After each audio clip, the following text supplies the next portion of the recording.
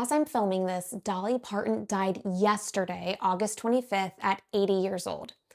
And I feel like when somebody like Dolly dies, there are just so many different directions you could go when talking about her life. Obviously, there's the music. There's Jolene, 9 to 5, I Will Always Love You. There are the movies, Dollywood, the rhinestones, the hair, and all of the fabulous things that made Dolly Parton Dolly Parton. But because this is a channel about books and because I am a mom, there's one part of her legacy that I really wanted to talk about, and that is Dolly Parton's Imagination Library.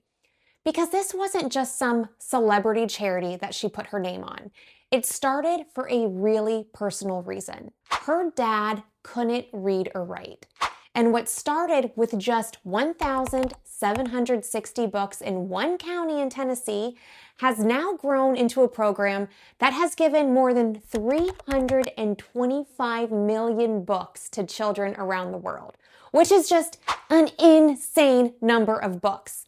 And this is personal for me too, because my son actually received these books. He's 6 now, so he aged out of the program when he turned 6, but for 5 years, these books showed up at our house and in the mail, and he loved getting them. And just a few hours after Dolly's death was announced, my son and I actually ended up on our local news talking about the Imagination Library. He got to talk about his love of reading, which felt especially meaningful because of what this whole program was created to do in the first place. So I thought today, we could just sit down and talk about the story behind it. Where did the Imagination Library come from? How did it get this huge? How do they choose the books?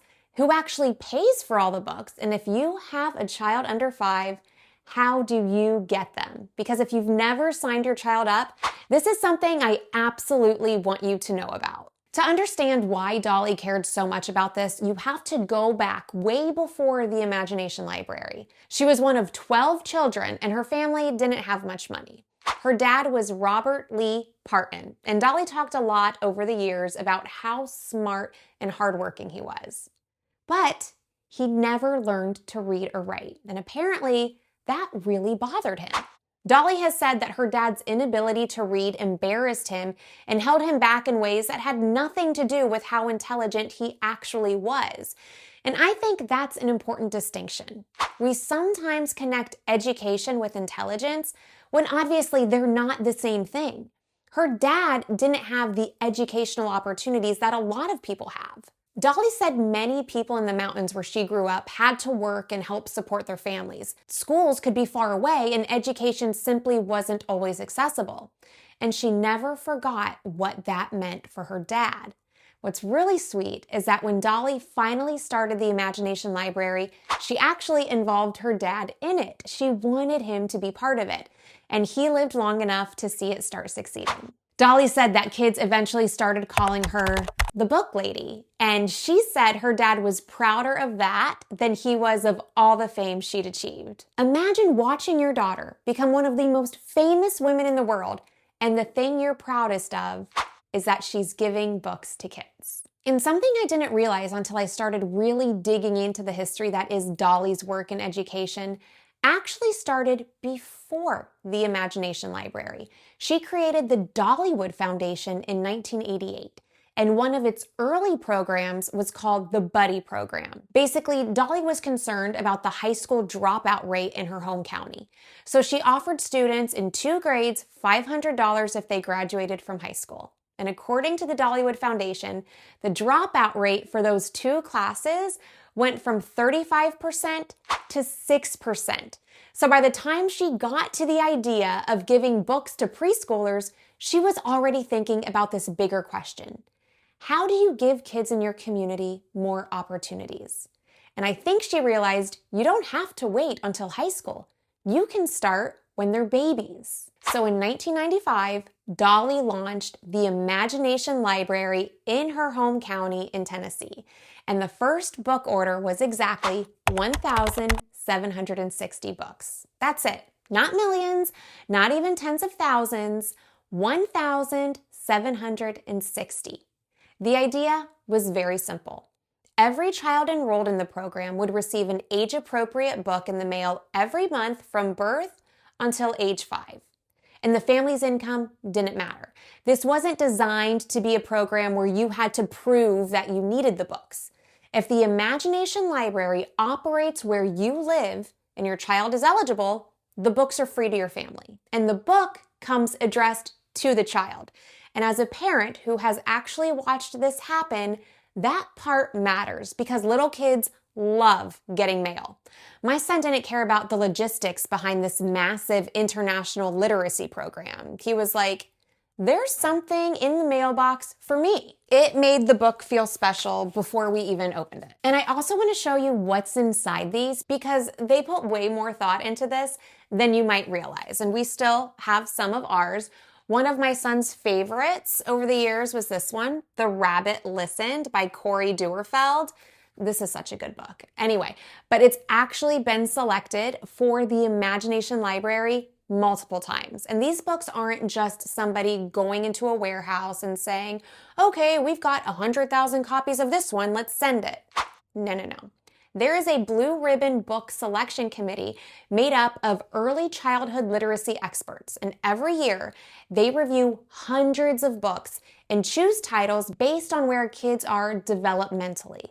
So babies are getting books made for babies. Then as the child gets older, the books change with them. And in the US, the first book a child receives is a customized version of The Little Engine That Could. Then, the month they turn 5, the final book is Look Out Kindergarten, Here I Come, which is such a cute way to bookend the whole thing. And there are little details in the books that I really love. In the front of ours, there are these book club style questions and reading prompts, so it might give you things to talk about with your child as you're reading. And then in the back, there's a note from Dolly to the kids. So it isn't just, here's a free book. They're trying to create this interaction between the kid, the book, and whoever is reading with them. My son had favorites. We read some of these again and again. Some were huge hits, some were not his thing, which is also just life with kids and books. But month after month, another book showed up. And by the time a child goes through the entire program, they potentially have a home library of around 60 books. That is a real bookshelf. And really quick, because we're talking about books and legacies today, if you like memoirs, I also recently read Hayden Panettiere's memoir, This Is Me, A Reckoning.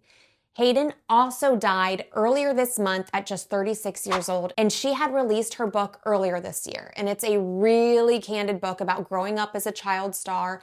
She talks about heroes, Nashville, her addiction, postpartum depression, her relationships, trauma.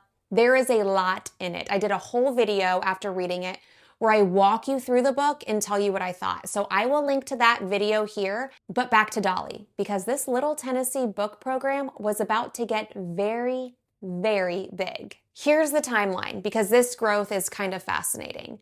The program starts in 1995 with those 1,760 books in one county. By 2000, they started figuring out how other communities could replicate the program. So by 2021, there were already 27 affiliates across 11 states, serving almost 30,000 children.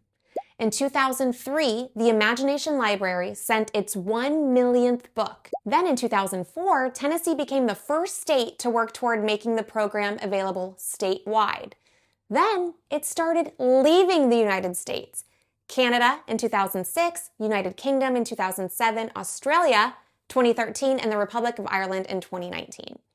In 2016, they hit 1 million books being mailed every month.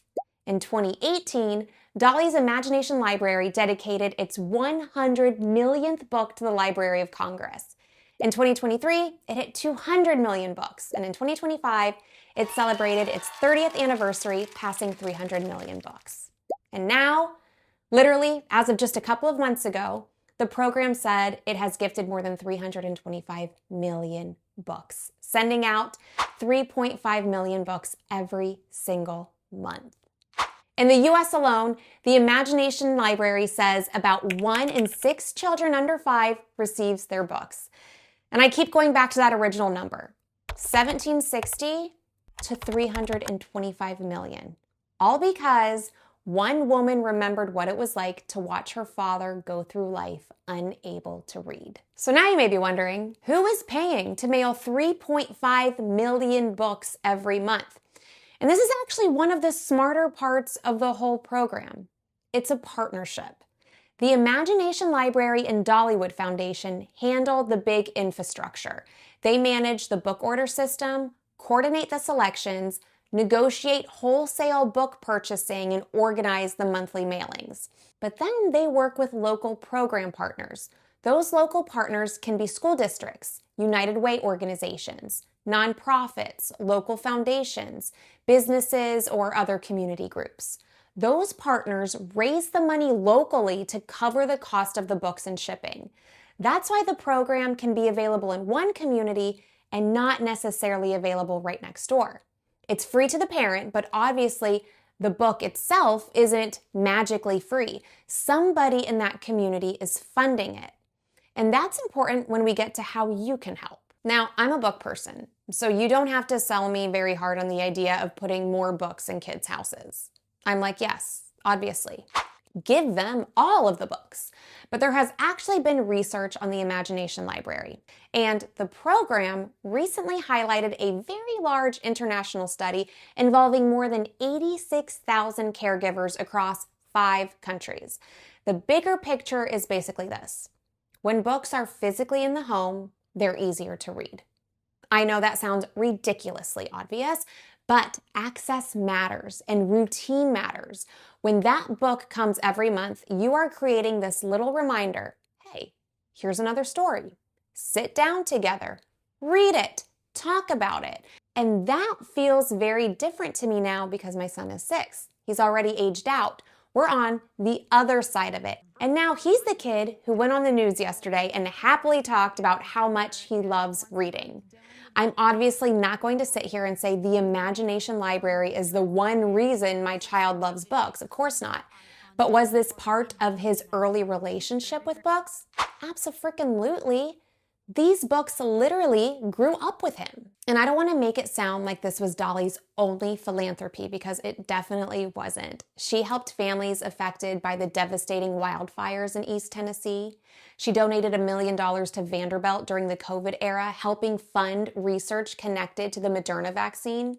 She donated another $1 million for Hurricane Helene relief. She supported hospitals, education, and a lot of causes that didn't necessarily come with a giant press tour attached to them.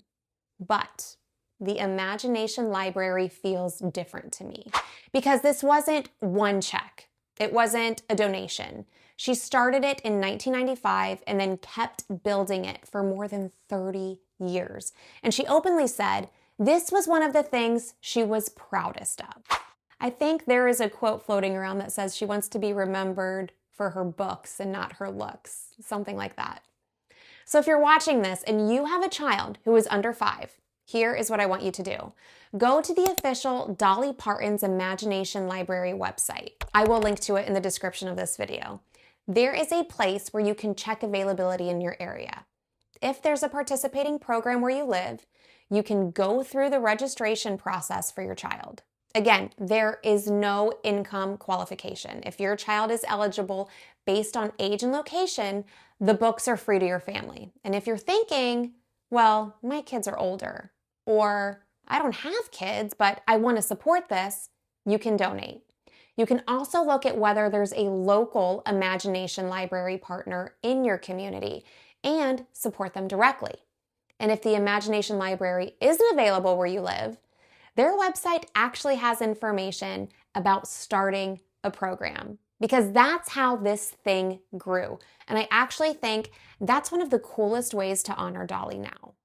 Not just sharing a quote or listening to a song, although absolutely do those things too, but helping another kid get a book in their mailbox. And 31 years later, we are talking about more than 325 million books. And somewhere this month, millions of little kids are going to walk out to their mailbox and find a book with their own name on it.